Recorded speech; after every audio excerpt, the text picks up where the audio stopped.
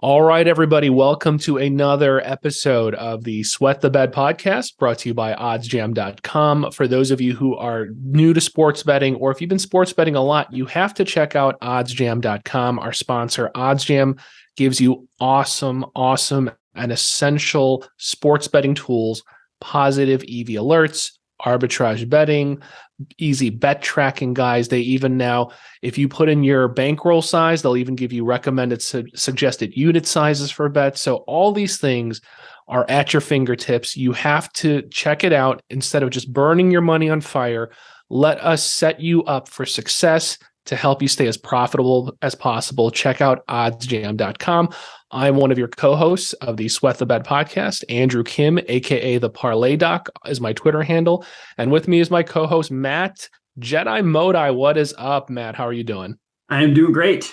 Just another week down in the NFL. Although it was our worst week that we had. I feel like both together and like our bets we did together and then bets we took separately as well. So just one of those weeks. It was bound to happen after a successful first 2 weeks. So we move on to week 4 and we try to get back on that hump, whatever the kids say. Yeah. But you know what, guys? This is why it's important not just to listen to us here on our podcast, but you follow us on our YouTube channel at the Sweat the Bet YouTube channel, because if you've been tuning in to our live streams before primetime games, and I know our Sunday best bets didn't do so great this week, but you know what?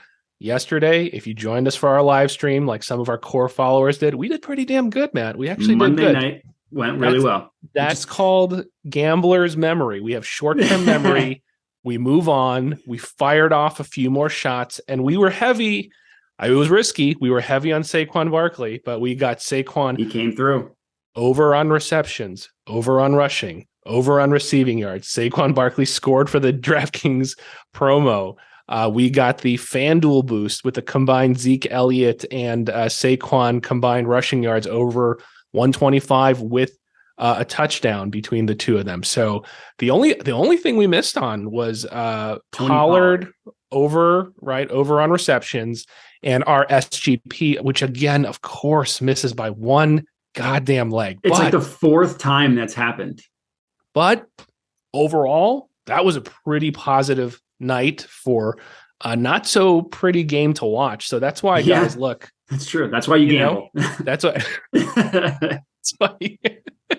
And look, like I said, we were being transparent. We did not do so hot on Sunday, but a nice bounce back on Monday. We got it. We do have to pat ourselves on the back a little bit. A nice bounce back, guys. We didn't give up. We didn't throw in the towel. So for those of you, like I said, check us out on our live streams. Email us questions you want us to cover on the live streams or on these podcasts. Email us at sweatthebetoj, sweatthebetoj@gmail.com. So look, guys, today we are covering NFL Week 4. We are picking 5 games. This time we had a little bit less last time. This time we're going to go quick, and we're going to go over 5 games, some of the primetime ones, and a couple of the favorite ones we saw on Sunday that seemed the most fun to talk about right now. And we're going to go over the best bets at the end of today. So where are we at? I think I'm unfortunately under the 500 mark. I think this drops me to what, 4 and 5, I believe. Where do you sit right now? I am at so yeah, you're at 4 and 5. I am at 6, 2 and 1. So I went 3-0. I'm literally going like a downward trend. 3-0, 2 and 1. Last week I went 1, 1 and 1. If the stupid 49ers, man, they screwed me. I think we talked about this yesterday, but I made them my lock of the day on my 4 sharp bets for OddsJam. And then I made them also one of my 3 best bets. So I should learn my lesson, not do one of each. So that way I don't get double screwed. Because if the 49ers just won that game, I would have salvaged my week. Yeah. So look, guys, so Matt's holding up, his end of the bargain for us, but as a combined group, if I can just get my act together, but still between the two of us, that makes us 10, 7 and 1. So not bad, guys. Still profitable. Not bad. Still profitable. I'll try to pick up the slack this week, guys. So let's kick it off and get into it with our traditional beginning of the show, the sweat or no sweat commentary and hot take. So I'll kick it off. I don't know why I've just gravitated toward all these Tua takes lately. So I got another I got another 2-1 for you, Matt.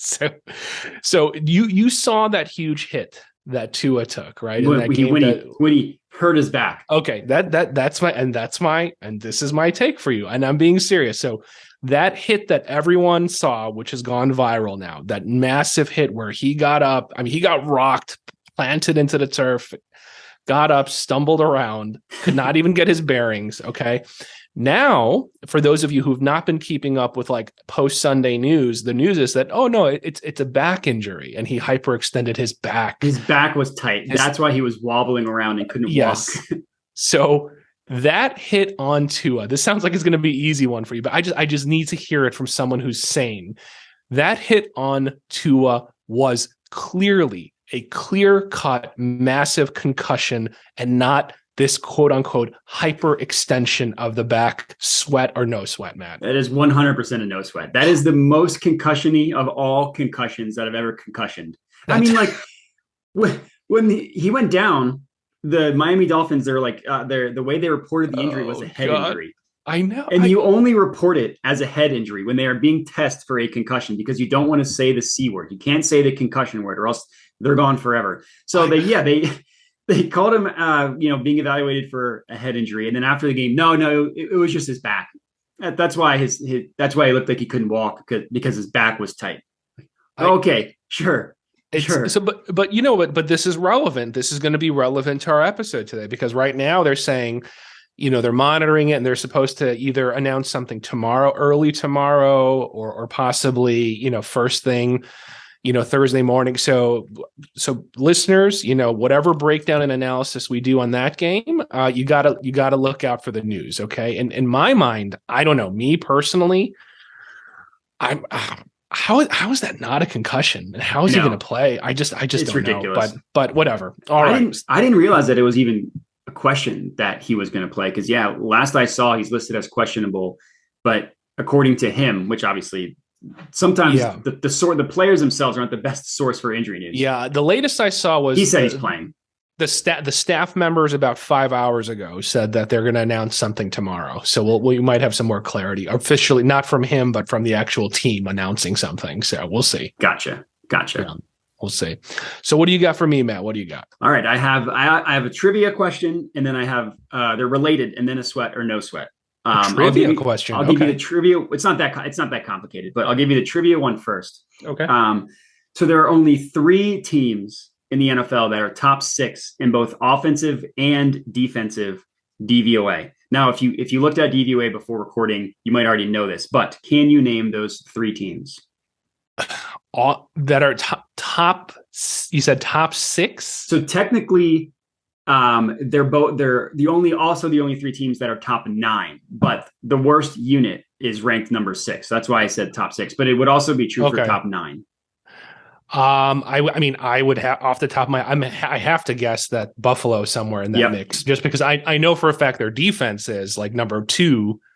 Offense, I haven't looked at their offensive stats, but I'm guessing there would be in the top. So Bills would be 1. Bills are 1. I'm guessing because they're very balanced and they've been crushing it. I would say the Eagles are probably somewhere in the top for both. The Eagles are the second team. Oh man. And I only know this because I did look at their defense, which surprised me. I am going to go outside the box and say sneaky Jags are going to be top in the wow, look at you. The Jags are the 3rd team. Look at you. So the only other of the 4 that has 2 in the top 10 are the Chiefs that have the 10th best offense and the 9th best defense. Wow, that shocks me. Offense, I would not have guessed their defense is that high. Their defense is that okay. So wait, no, sorry. Their offense is 10 and their defense is 9. So their defense is better. I thought I might have mixed that up, but yeah. So that kind of shocks me a little bit. Yeah. So all right, so that is related to my sweat or no sweat. Okay. The Eagles get the 1 seed in the NFC. And if you want, we can go through their schedule because it is a pancake. So just they're 3-0. Sure. Tell me when they next lose. They Jaguars at home for their next game, win or loss. They'll win. Yeah, they'll win. Next week at Arizona. They'll win. Next week at home against the Cowboys. And to be fair, Dak might have returned in this game. Doesn't matter. They'll win. Okay, that's 6-0. Next game at or home against Pittsburgh. Oh, they'll win. 7-0. Next week at Texans on a short week on Thursday night. They'll win. 8-0. Next week, home against Commanders. Oh, they'll easy. Yeah. All right. 9-0. Next week.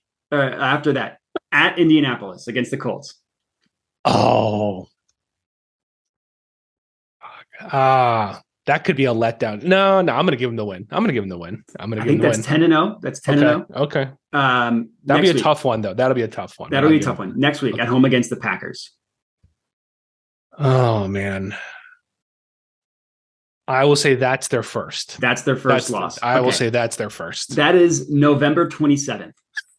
It's a long time from now. All right. That is a long time from now. That's one loss.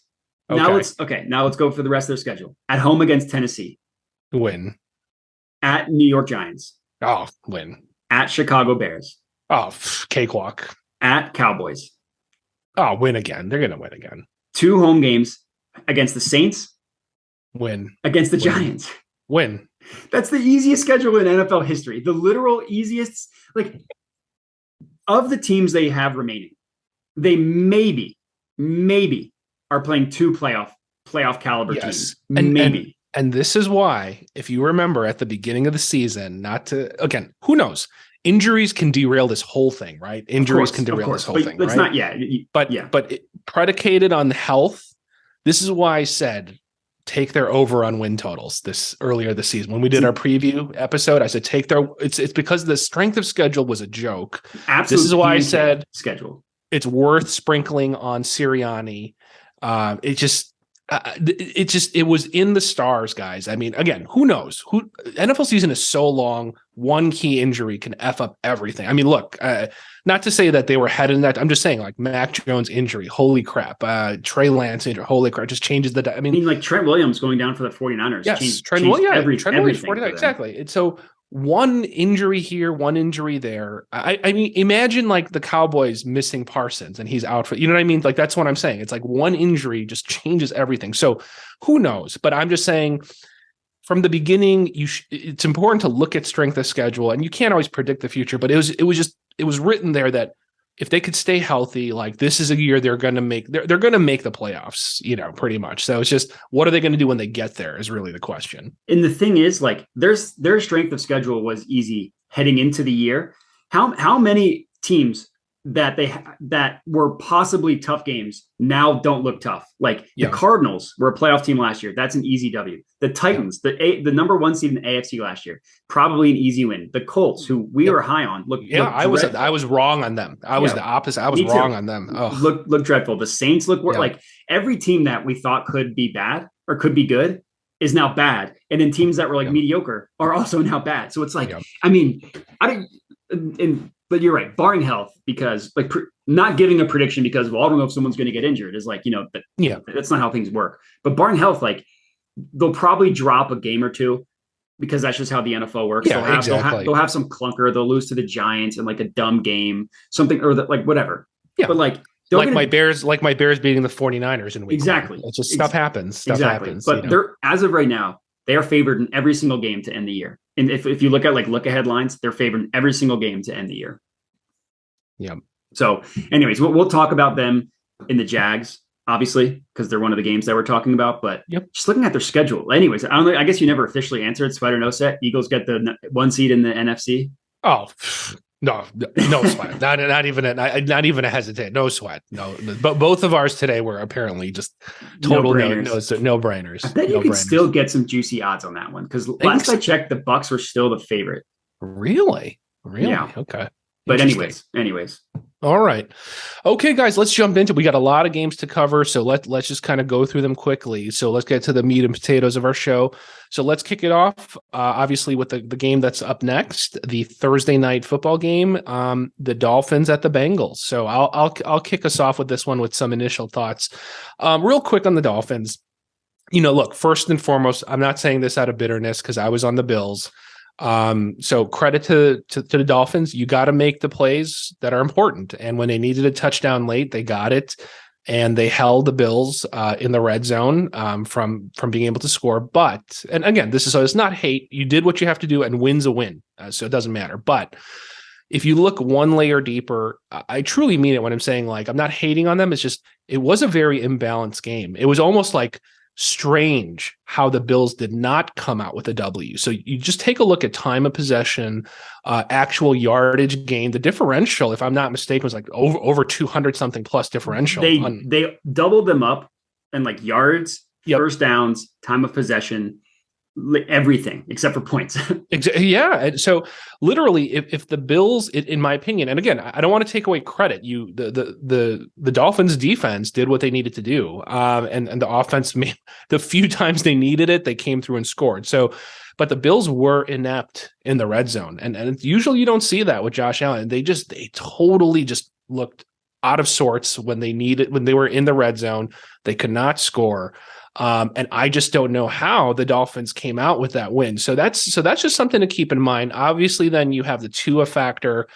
And then let's just take a look at the stats, right? So still, Miami, real quick, not one of the better defenses. So 24th defensive DVOA versus the pass, still not great, which is obviously one of the strengths of the Bengals. So they're 29th in pass defense DVOA. That's the Dolphins. Okay. So something to keep in mind, but rush defense, surprisingly not bad. Seventh versus the rush, actually. So let's talk about the Bengals real quick. My thoughts on the Bengals are, I think people's gut reactions in the public is like, they're going to smash, the Dolphins. And I think a lot of people are probably already pouring money in on the Bengals spread or on the Bengals. But remember, they only just got their shit together against the Jets, guys. Okay, so I think we have to slow our roll and just remind ourselves that prior to the Jets game against the lowly Jets, the Bengals looked like trash. They really did. So I will say I was surprised when I was looking at the defensive stats.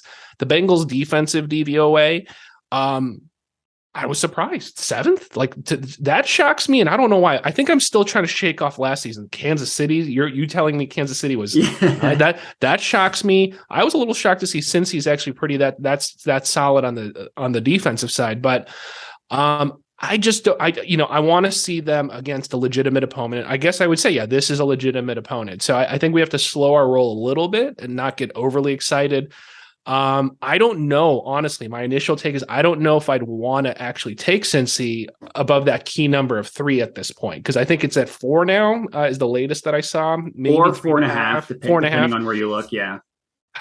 So for me personally, like if it stays here and we find out Tua's in, I don't know if I'd want to go Cincy. I'd maybe just take the spread with Miami if I had to pick a spread. I wouldn't feel confident about it.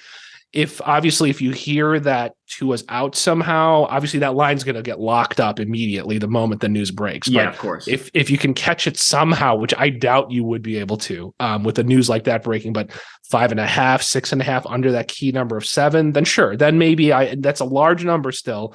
But if you're having a backup QB come in, yeah, I think I would take Cincy even at 6.5. So right now, if it stays as is, and if Tua stays, I'd probably say if you're going to bet a spread, yeah, I would say maybe just take Miami on the spread. I'd probably be more interested in taking the total and going on the over, honestly. So, but that's my take. Interesting. Okay. Yeah. So this is interesting. There are two sides to it. Like, if you want to go pro Bengals, there's a couple things. Number one, the Dolphins just played 90 snaps on defense in like the sweltering heat. Like that is brutal on a defense. And now they have to travel to Cincinnati. And like, yes, the Bills didn't score a second half touchdown, but so they had 4 drives, the Bills did in the second half. Here's how they went: 20 plays, 87 yards, stopped in the red zone, kicked the field goal, took up 9:22 of game clock. Yep. The next drive, 6 plays, 60 yards, missed field goal. The next drive, 17 plays, 73 yards, turnover on downs, missed it on 4th down in the goal line. 8 minutes and 19 seconds of game clock. And then the very last drive, 7 plays, 36 yards, and a game. Yeah. That's not that impressive of a defensive showing. No. And that's what I meant. It's just, it's almost insane how they came out with the W. And like you said, congrats, like you got the win, like impressive win. They held up when they needed to. Yeah. So that's the pro Bengals side. The pro Dolphins side is a couple things. Number one, the Bengals defense, look at who they've played. Week 1, Mitchell Trubisky and the Steelers. Week 2, Cooper Rush and the Cowboys. Yep. Last week, Joe Flacco and the Jets. Those are not of the most impressive offenses you'll see in the world. And then like the Bengals offensively, sure, they scored 27 points, but that was not an impressive offensive performance, if you ask me. Like they still couldn't run the ball, and Joe Mixon got banged up. They still fumbled. They also fumbled. Like Jamar Chase fumbled. That was kind of more of a fluke than anything, but still like can't clean up the turnover issues. Like they only had 330 total yards. It wasn't super impressive. And one of their touchdowns was on like a broken play to Tyler Boyd, which you can't rely on consistently. Like even with the week last week where they were the 13th ranked offense in DVOA last week for week 3 specifically, they're still the 31st ranked offense in the entire NFL according to DVOA. Like that is not good. Yeah. So like hot take, even if Tua doesn't play, is Teddy Bridgewater that much of a step back? Like that's their backup. Like, is he really like Tua's better?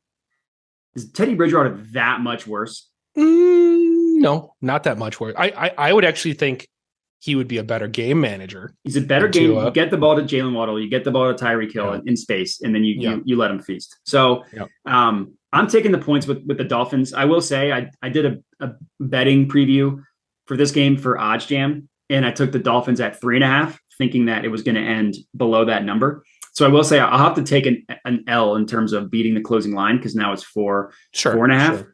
But I still like the Dolphins. I don't trust the Bengals. I don't trust their offense. Like they still love to run the ball on neutral game scripts, and like you said, the Dolphins have a good rush defense. Yeah, and that was the thing that stood out, and that's why I was just kind of like waffling. And I'm like, if I am going to take a spread, I would take the spread over that key number with the Dolphins because look, just like you said, to build off your commentary, they could not like dominate in the run game, and that's against the Jets, who are like 28th, 27th, or 28th versus the run. I'm not sure against the run, but I know the Jets have the worst defense in the entire NFL according to DVOA. Exactly. The literal worst. Yeah, and I think against the run, they're almost at the bottom. So that's what you're seeing, right? And that's in your third week when you're getting your shit together, quote unquote, right? And kind of almost a must win, right? Pre-panic mode type of game. And you're like, we want to set the tone. So now you're going to go against the defense. Yes, not the best defense at all, low defense, but good against the run. So let's say 1 or 2 series in, you realize we're getting stuffed by the Dolphins on the run D, right? Then what happens? You become one-dimensional. Now your offensive line stinks.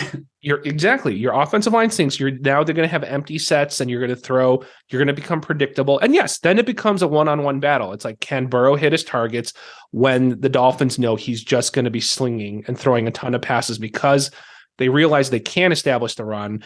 And that's where it's going to get tricky, right? When you become that one-dimensional. So I think that is going to be the key. Can they establish the run?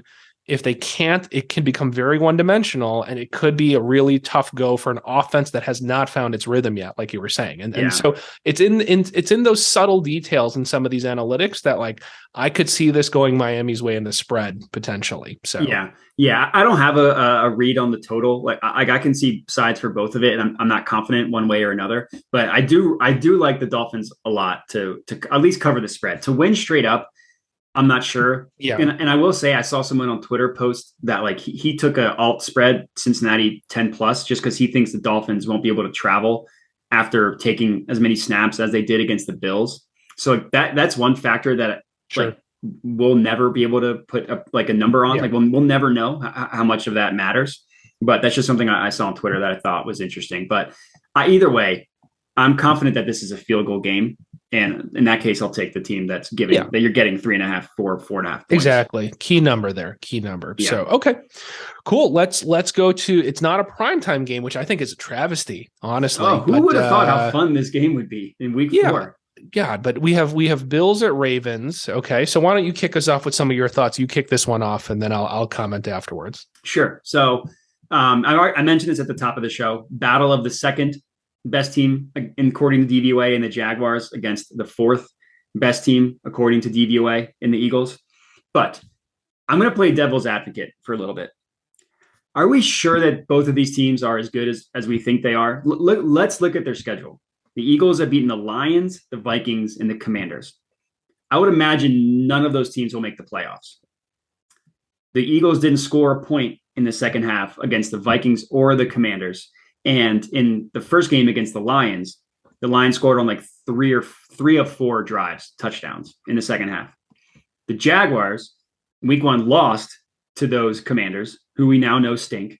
Literally the worst team, according to DVOA, in the entire NFL is your Washington Football Commanders. Yep. Then they beat the Colts, who we know stink. We know the Colts are terrible. And they just beat the Chargers, who we now know are completely injured and stink when Justin Herbert has torn rib cartilage. So my question to you is, are we overhyping these teams too much based on beating bad teams? Yeah. And no, I think to your point, right? Like, I mean, let's even go back to the previous game using the Bengals. Like, and I know you hear me, like, I'm very big on DVOA, but to your point, as am I. Yeah, you got you just like with the Bengals example. It's like you got to look at the opponents, right? Jets, Steelers, blah blah blah. So you have to take these analytics with a grain of salt, and you have to factor that in, into the DVOA stats, right? So, yeah, look, I will say, going back to some of our earlier episodes in the beginning of the seasons, I was a little high on the Jags. Yeah, I really thought, not that T-Law's like the most amazing quarterback, but I think unlike my Justin Fields, I see progression. And I feel like he has taken a step. I'm not saying he's perfect, but he's taken a step in that growth that you're seeing in composure in the pocket, hitting his targets. And I'm surprised how good their offensive stats are. Yes, maybe not against the best opponents, but that plus, new coaching, they're balanced to some degree on both sides of the ball. So yes, I think maybe a little bit too much hype, but I also think this is what we wanted to see from them, some progression overall and some growth. I will say the Eagles, I think they are good, as good as we say. I don't know if it's, maybe the hype train of they're unstoppable and my hype in the beginning with your sweat no, so they're going to go almost undefeated. Okay, I'm a little bit overhyped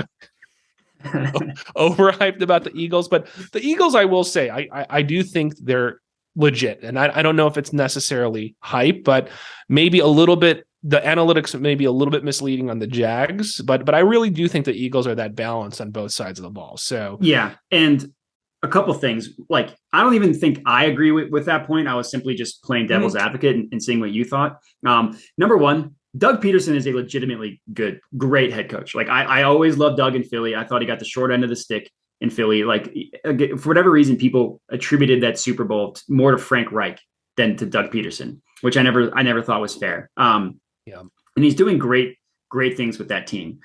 But I still just think the Jaguars, like, they're well coached. I still think they have a talent deficit that the Eagles don't have. Like, yes, the Eagles' top two receivers, AJ Brown, and we just saw how good Devontae Smith is. Like, could be literally the best two receivers, tandem.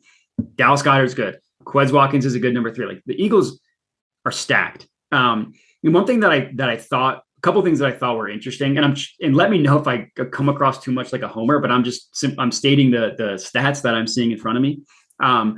They have the fourth best offense in the NFL according to DVOA. Somehow only the 10th best rushing offense, which I think is like a scary in terms of their potential, because that means their passing offense has been incredible. And like all off season, we said the Eagles' passing offense is what's going to hold them back. Yeah.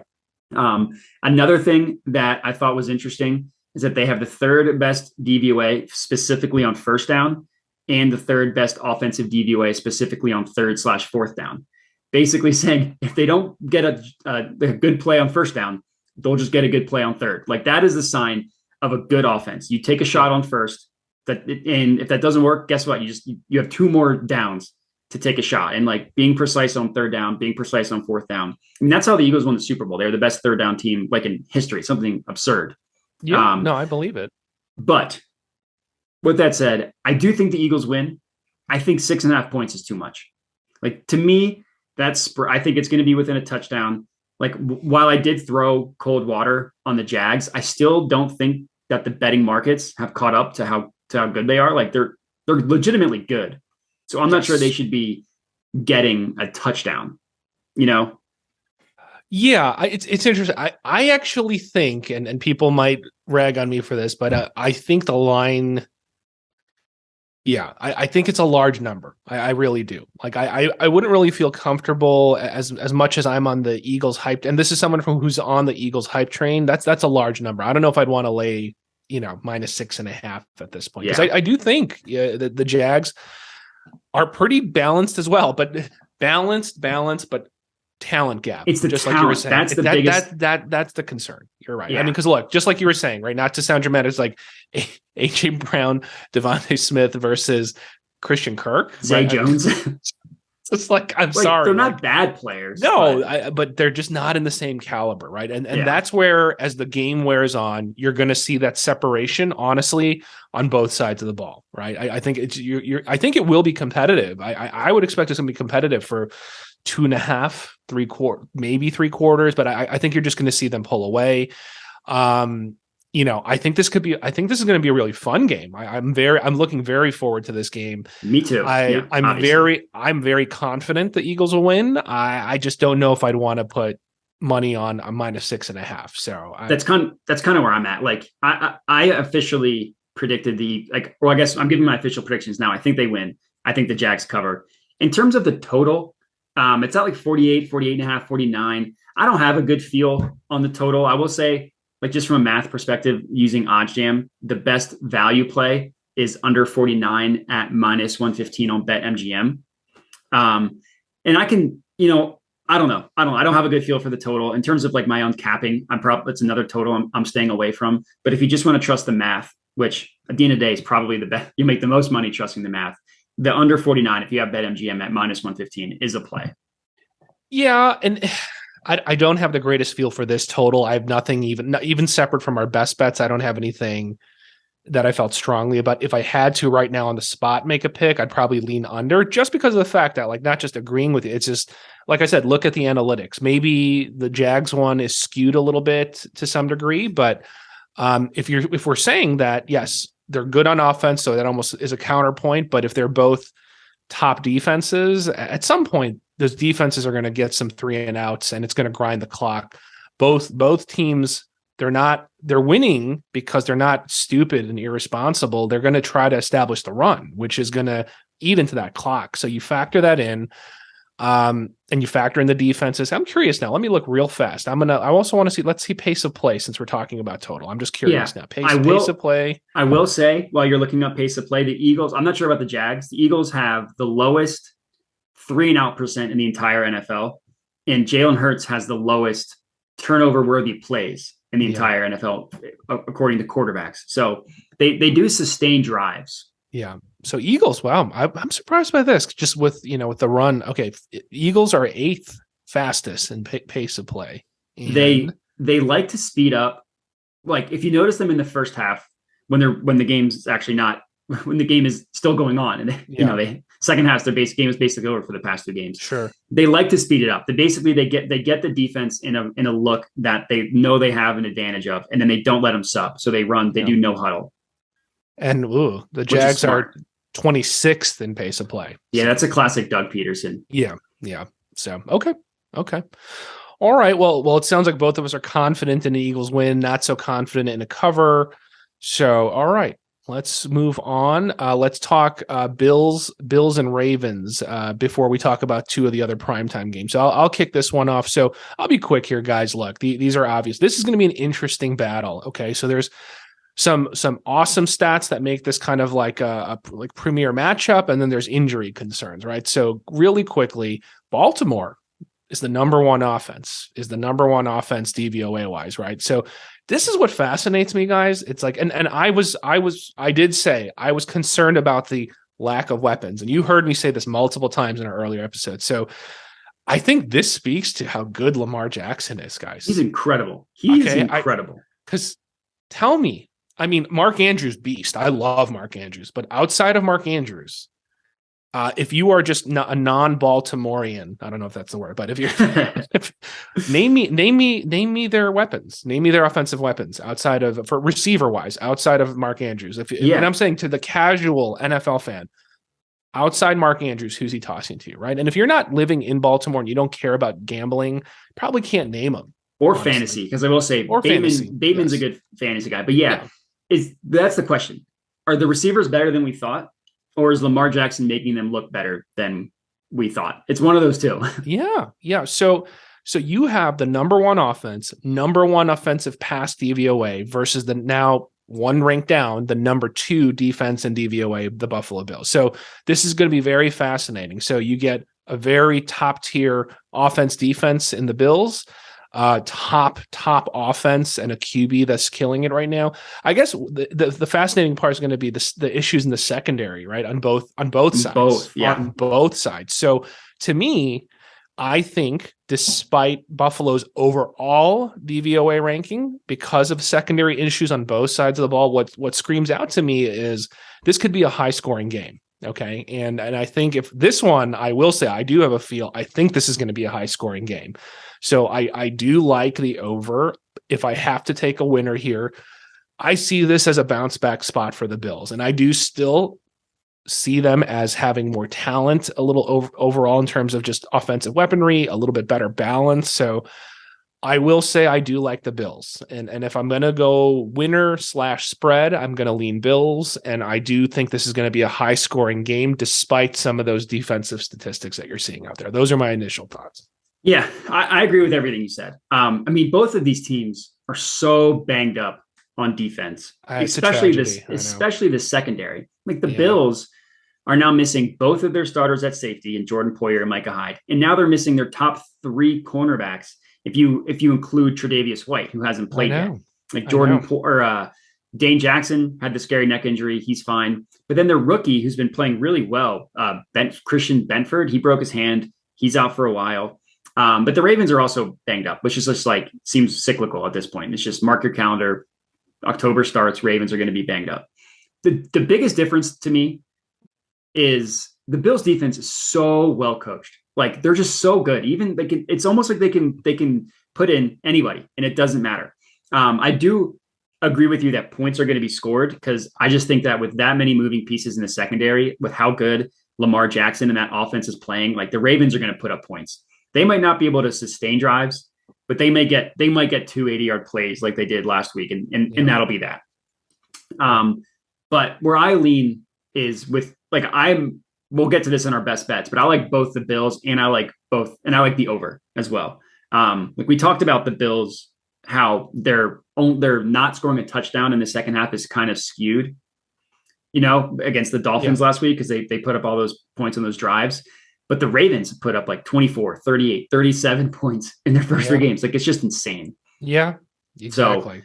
So, I feel like we agree a lot. It's probably because we both do the same research, but the Bills are going to be fine. Like that offense is going to be totally fine. They're going to come in. They're going to be pissed that they lost their first game. They're going to do exactly what they did in weeks 1 and 2, where they're just going to go supernova.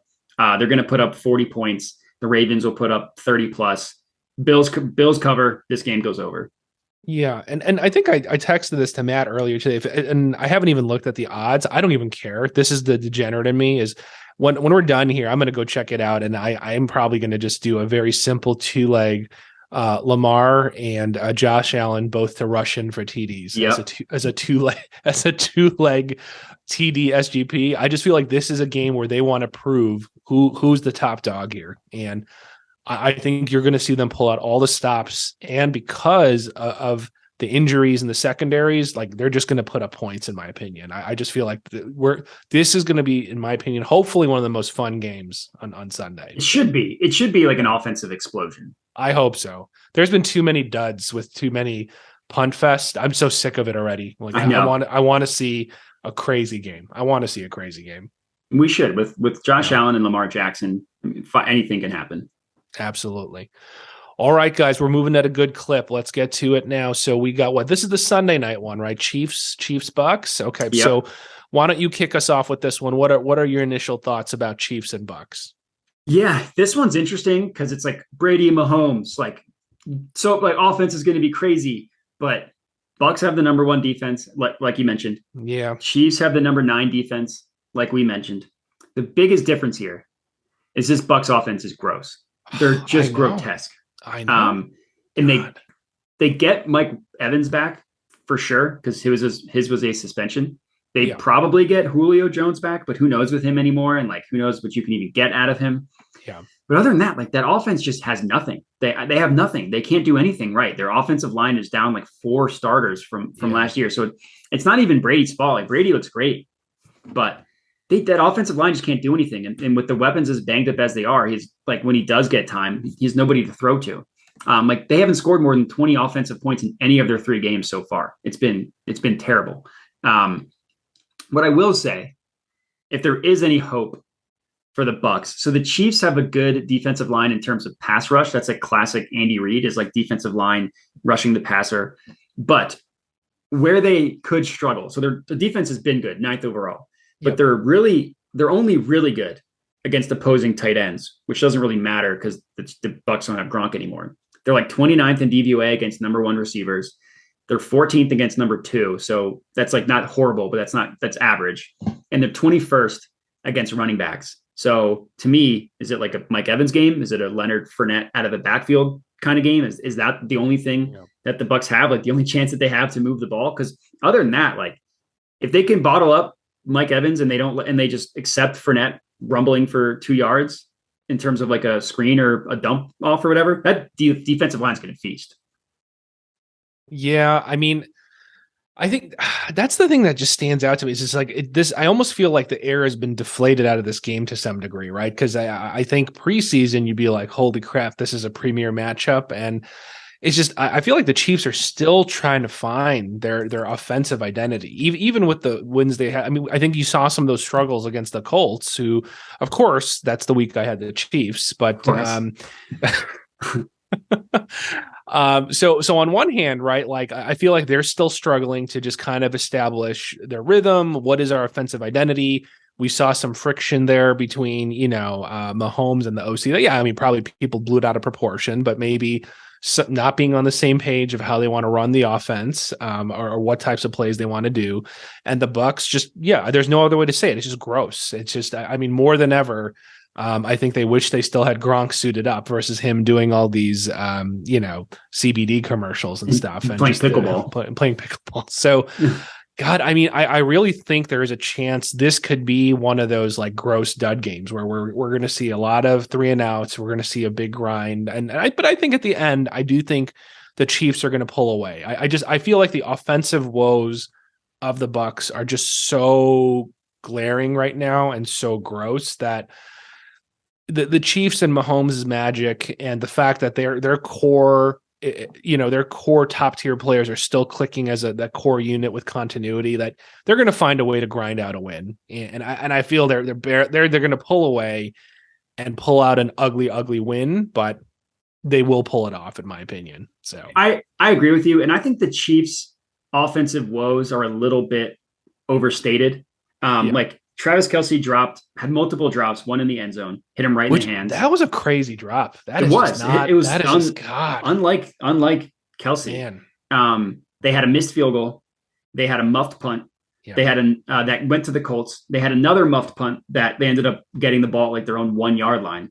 And then they only lost the game because of that. Did you see this? Like, it was really dumb, but like this unsportsmanlike conduct they called, I think was it Chris Jones that they called? Yeah, Jones, I think, yeah. It was like 4th and 15. He didn't do anything. He just like stared him down. And then the refs flew. It was like really stupid. But that's how they lost. Like, I think their offense is still top 10. Like, I'm not really worried about their offense. Now, they might struggle tonight, or not tonight, so it's in this game, because the Bucs defense is great. Yes. But I'm not worried about the Chiefs offense. So I'm with you. I'm taking the Chiefs. Like, the Bucs have no redeeming qualities on offense. And I just don't think they'll be able to hold down Mahomes for the entire game. Like, even if he only gets 20 points, that might be enough.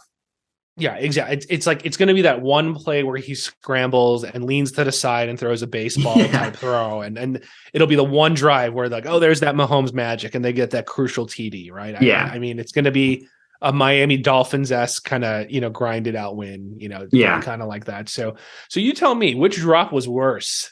Just overall as a drop, not even the meaning to the game. Was it the Kelsey drop or the CD Lamb drop when he was wide open? Oh my God. On that game. Which drop is worse, man? I think the CD Lamb one was worse because that ball could not have hit him better. Kelsey had multiple drops, but if I remember the one, it was like a little bit of a difficult catch where he had to leap up for it, right? Yeah. I think if I remember, it was correctly, a little high. It was a little high. I think. It was a little high. I mean, that CD Lamb one, it couldn't have been a better pass if he stuck it in his gut, if he handed it off to him. Good Lord. Good Lord. But to his credit, he came back with an amazing, oh my God. And I was having this conversation with someone. That's like the prototypical, this is a tangent, but the prototypical CD Lamb game. I feel like he has these highlight worthy plays where he just does something incredible, but he's not that good at the little stuff. He's not a great technician in terms of getting open. He has some uncharacteristic drops and stuff. I feel like you're still missing the consistency to make him a top 3 receiver in the league. He's not like a Justin Jefferson, even a Devontae Smith. I think at this point is probably better than CD Lamb.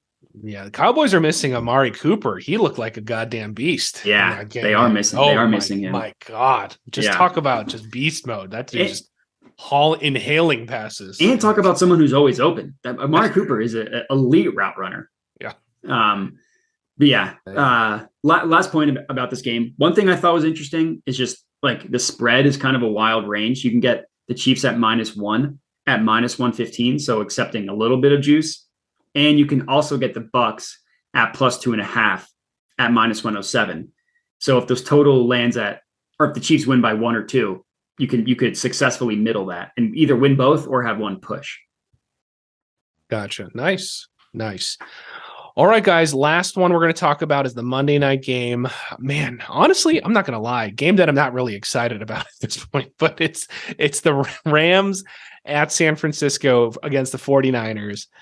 All I got to say is, I wouldn't even say I was hyped or excited, but my optimism about what Jimmy G could bring to the 49ers has already instantly been deflated because I will tell you, I think I lost a piece of my soul watching that 49ers versus Broncos game.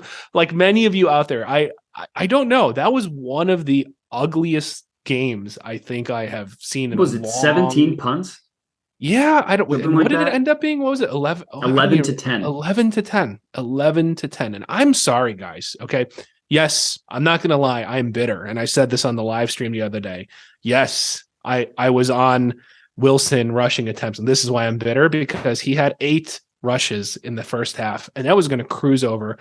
And in a tightly controlled game where it's so goddamn close, you then decide, let's let just Jimmy G just throw and sling the ball and get us the most rapid 3 and outs possible over and over and over. And not to say, look, the run was getting stuffed. So I'm not even harping on that, but it's just, I didn't understand the game plan because you know what you have with Jimmy G. And we've talked about this. The floor is higher, but the ceiling is not high, guys. And that was a pretty low floor when we saw on Sunday night. Oh God.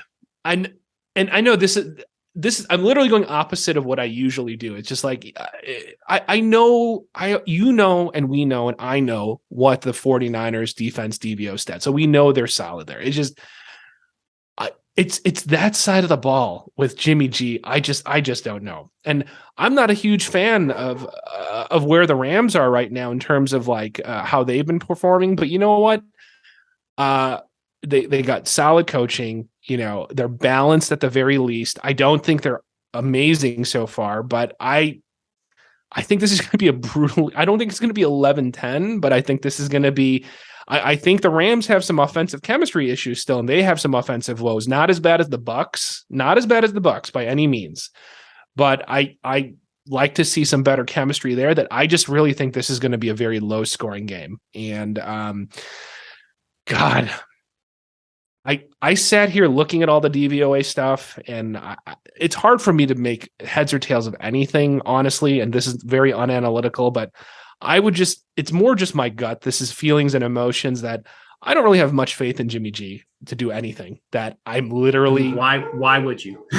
That is literally my main rationale of I'm going to stay away. I'm going to nothing related to this game. So this is why my analysis is short, and that's a cop out. But if I'm going to pick a winner, I'm going to go with the Rams out of sheer. I just don't know what you're going to do with that offense right now with Jimmy G at the helm. I know that sounds so rudimentary, but I'm sorry. It just, that was despicable against the Broncos. It was bad. And with that offense struggles without Trent Williams. It's the same thing that happened last year. Trent Williams gets hurt and they struggle. I like the comparison you made of the Rams and the Bucs. I feel like the biggest difference, not that the Rams offense has been good, but their bread and butter. Okay, Stafford, throw it to Cooper Kupp. That's when they need a play. That's what the Bucs don't have.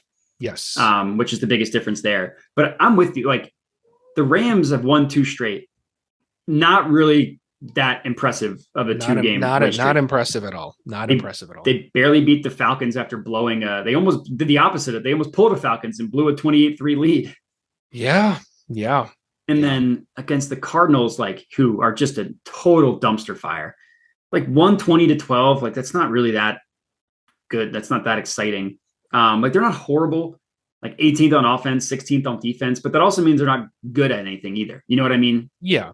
And that's the thing. They're middling, but you're right. But see, that's the different. That's the way. And legitimately, this is where I see the difference between them and the Bucs is you have your talent there. You have your Cooper Kupps, and you have your, even though not impressive, your Allen Robinsons and the Akers and you know what I mean. You have the weapons there. They just haven't clicked yet. Where the Bucs in defense of Tom Brady is just you're so battered on offense, on the O-line, on the Godwin's not there. I mean, you literally have Evans. You have Mike Evans, and you haven't been able to establish Fournette so far. So it's just that's the difference, and that's why it's if they could just figure it out. Yeah, you should be able to slightly overcome a very tough defense. And I will say, to not be facetious, right? The 49ers, you were right. That was a great call. And you were high on Ayuk having a good game that game. And Ayuk he was the first touchdown scorer in that game. And if there was a bright spot, he's still playing well. So, I mean, that's something there to not just, be totally facetious about it. But it's hard for me to get a feel of this. But if I'm going to have to go winner, just because of the offensive talent that they have, like you said, their bread and butter is there. Slight lean on the Rams. I that's the best I can say. I just don't have a great feel for this one, honestly. Yeah, I'm with you. I feel like we've seen Jimmy G have some horrible games and bounce back. If he was always that bad, he would never start. But I still need to wash my eyes out after watching what he did on Sunday night. I'm still wake up into cold sweat nightmares. Remembering that interception and that he pulled a Dan Orlovsky, ran out of the end zone, and then threw a pick six, but because it was a safety, it didn't count. To me, I'm with you. I'll bite and take the Rams, with not a lot of confidence. What I do like is the under. These teams aren't going to score. Not all. There's no way these teams are going to score. Yeah. And it's a low total, 43, 42 and a half, depending where you look. But give me that under all day. Twice on Sundays. No, and like I said, in all seriousness, the 49ers D is legit. I mean, there's that part. If there's issues with their defense. Yeah, exactly. The bright spot is their defense is scary. So that part, you're right. I mean, under would be the only thing I felt confident about in this game is the under angle. Yeah, that's about it. That's about it, guys. All right, guys. So let's wind it up. Let's wrap it up with our best bets. Hopefully we turn it around. Hopefully we get some of that Monday night magic to rub off and keep it going. This week. Keep it going. I think it's a good omen. I think it's a good omen that even with an ugly game, we were able to pull out a pretty decent profit on that Monday night game. So, and Matt and I have agreed that because we keep missing by one leg on our giveaway SGPs, that this time around, when we make a SGP later this week, we're going to make it and we're going to say, this is awesome. This is great. And then we're going to trick fate and Lady Luck and we're going to remove one leg. The one we were iffy on, because that's always the one. We were debating between Tony Pollard and we're like, oh, screw it. We'll add him to make it plus 1,000. And then, of course, he's the one that didn't hit. Okay, so let's turn things around. Hopefully I can contribute more and right this ship. So let's go through our 3 best bets. So I'm getting the sense that I think because we're talking high on the Bills, we might have an overlapping one. So I might just switch one up just for the sake of, so we can give our listeners a variety. So we can each give 6. Yeah. Yeah. So, and I don't mind switching it up. So I'll start one off. I'm going to go kick one off with a two-legger. And it's a game that we didn't talk about. So, and again, I'm not a huge fan of doing I want to keep this more like straight bets, but 2 legs and we keep it close to even money. Not these like totally juiced alt lines to be like minus 140. So to make this unfair. So I'm going to do Eagles money line because I do feel very confident in the Eagles. Okay. For all the reasons we said, parlayed in a 2-leg parlay with Green Bay to cover minus 5.5 as an alt spread versus. So it's almost like a teaser. Yeah, a teaser. Yeah. So Green Bay minus 5.5, which I think they should cover against the Patriots, who are offensively inept at the moment. And Eagles money line, you get that at plus money on. Let me see. I think it's on FanDuel. You can get that on. So plus 102. So that'll be one of mine. It's a little teaser / parlay. It's a Eagles money line, which I'm very confident in, and Green Bay minus 5.5 plus 102 odds. That'll be one of my best bets for this week. I like it. Well, you were right. We actually talked about 2 of mine: the Bills minus 3 and the over, and the Bills Ravens. So I'll just get those out of the way. Those are 2 of mine. Bills minus 3 I got on Caesars. It was positive EV on OddsJam. The second I saw that it was plus EV, I mix slammed it. I just hammered it. I put a unit. Love that one. And we talked about it. Like, I don't need to go into more detail, but what it comes down to, both defenses are banged up. I trust the coaching of the Bills more. So they might be able to get 2 stops while the Ravens might not be able to get any. And same logic for the over. The only thing I'll say for the over is the main line of that is at like 51.5 or 52, depending on where you look. I was able to get a plus EV play at over 51 at minus 115 odds. So I bought a half point because that's where the value was. Like MGM has these like stupid prices because I guess I should say that like minus 115 on bet MGM. Like when you go down a half point, most books change that spread or the cents on that by like 7 to 10. MGM only does it by 5. It goes from minus 110 to minus 115. Every other book went from like minus 10 to like minus 120. So a little bit of value there. Okay. All right. So, I actually had Bills minus 3 and the same over. So I'm gonna keep the Bills minus 3 because I'm not gonna have enough best bets that I like. So we'll overlap with one. So I'm gonna have the parlay that I already said. I'm gonna stick with my Bills minus 3. So those are my 2. And then I'm going to change up the over so that we don't overlap with too much. So this one, I am going to do another 2-legger. So this week I'm a little 2-leg parlay heavy, guys. So teaser heavy maybe. So Bills minus 3, I will overlap with Matt on that. I got the same thing on Caesar. We were texting about that earlier in the week. So Bills minus 3, the earlier one with Eagles money line, Green Bay minus 5.5. So the next one I'll do will involve Thursday night. So I do like the total in the Bills Ravens, but I'm going to do a 2-leg to change it up to add a little variety. So if you guys want to tease a little bit instead of just taking the over, I like the over as a straight bet, so I am going to just do that. But I'm going to do Dolphins Bengals over 41.5. So I'm going to tease that down over 41.5, and Bills Ravens over 44.5. minus 104 on DraftKings. So that'll be my third one. So I want a little Thursday night action for those of you who are looking for early action in the week. So to get a little taste, Dolphins Bengals over 41.5, Bills Ravens over 44.5, minus 104 on DraftKings. Almost close to even money. So that'll be my final one.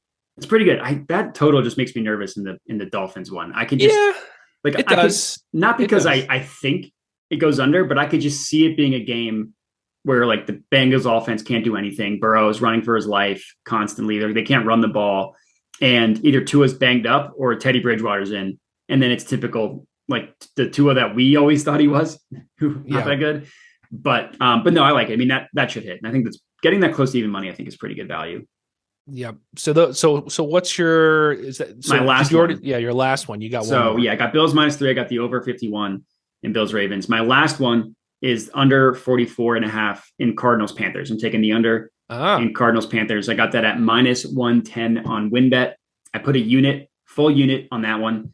I don't think I need a ton of analysis here. We got the 25th best offense, 25th best, so not good. And the Panthers going off against the 21st best offense in the Cardinals. So two of the top 10 worst offenses in the entire NFL. Just two dreadful teams. I just think that it's going on. Two teams that aren't going anywhere. I just think that this is going under. Gotcha. Nice. Yeah. No, I face value without even doing much analysis. I'd say, yeah, it's hard to argue. I'm not going to, I don't see or predict an offensive explosion there. So not from either. I just don't see it happening.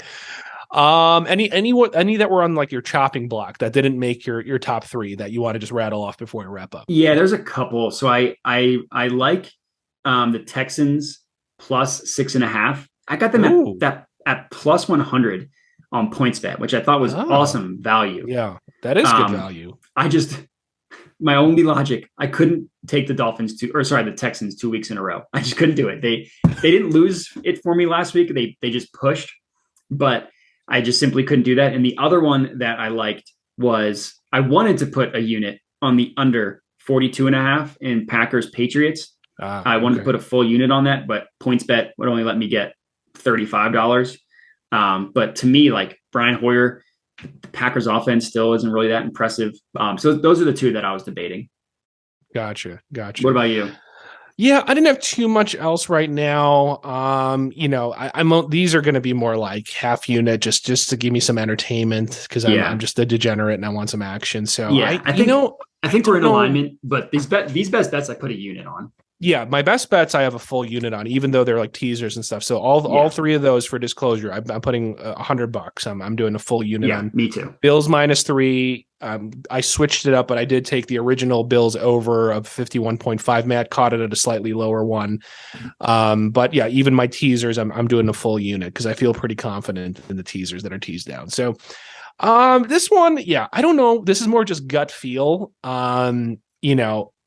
I like getting the Falcons at home at plus money. I'm not like super. I don't know why. I've been very intrigued by the Falcons and how scrappy and fun they've been. Honestly, they've been kind of a fun team to watch, for lack of a better term. So I'm kind of emotionally betting on Mariota and the Falcons. The Falcons have a legitimate argument to being 3-0. Legitimate argument to being 3-0. If the Saints don't make a 58-yard field goal, they win week 1. I know, and then week 2, if Mariota doesn't throw an interception in the end zone, they could come back and beat the Rams. Yeah, and trust me, I don't like some of their decision making and coaching of like not utilizing not utilizing Pitts to the full. But I'm just saying they've been kind of this strangely like scrappy bunch. Plucky, that's like and like. I will say, despite his deficiencies, Mariota's he will not give up, and he is definitely he's a trooper, and he will go down fighting. I just like his fighting spirit. That I'm just gonna roll with my emotions, and I'm gonna go Falcons plus money. And his teammates seem to like him. Oh yeah, no, he's a better Mitch Trubisky. He's more athletic. Yeah. He's what you would hope Mitch Trubisky could at least try to become at some point, where Trubisky just can't throw right. No. God. Yeah. So, I mean, that was the only one that stood out a little bit. I'm waiting on David Montgomery news for my Bears. So we'll see. I mean, I don't know what the status is with him. So I haven't checked today. So, maybe legitimately, I just don't even understand. The Chicago fan base right now is in such a weird predicament. We're 2-1. We may potentially go 3-1 if we beat the Giants, the lowly Giants, but we're such a dejected state right now. It's like I don't know. I haven't checked. They said we have 28 completions. How bad is Justin Fields? We have 28 completions as a team through 3 weeks of play. That's horrendous. 28 completions? I mean, he threw 11 times against the Packers in a game they were losing the entire time. I have to go fact check, but someone said that there wasn't this low rate of completions through 3 weeks since the 1970s is what they're saying. Believe it. I believe it. In today's NFL, I mean, you'll get 30 completions in a game. It's mind-numbing how we could, if we pull this off, be the worst 3-1 team in a long time. Like, yeah, I will say, strange. I do think that you're beating the Giants. Not one of our bets. Like the only thing that any of those teams can do well is the only plus unit on either of these teams is the Bears can run the ball. Giants can't stop the run. That's really all it comes down to. So the plus 3.5 at that key number is intriguing me. I might just put it a little just because I'm a Chicagoan. That's all. That's all I got for you. That's all I got for you guys. So I don't hate it. I mean, their money line too. I don't hate. Yeah. All right, guys. So thank you again for joining in. If you stuck through all the way through our games and our best bets, hopefully we turn things around this week. So please, guys, subscribe to our podcast here. Subscribe to our YouTube channel. We appreciate the core following is growing. We appreciate those of you who are hopping on live streams, sending us comments. Remember, send us emails to our mailbag if you want us to address anything specific in our podcast next week or in our live streams. So we appreciate your support. Check out our sponsor, OddsJam.com, ParlayDoc, and Jedi Modi. Signing off for this week, guys. Have a good one. Good luck on all your bets. See you guys.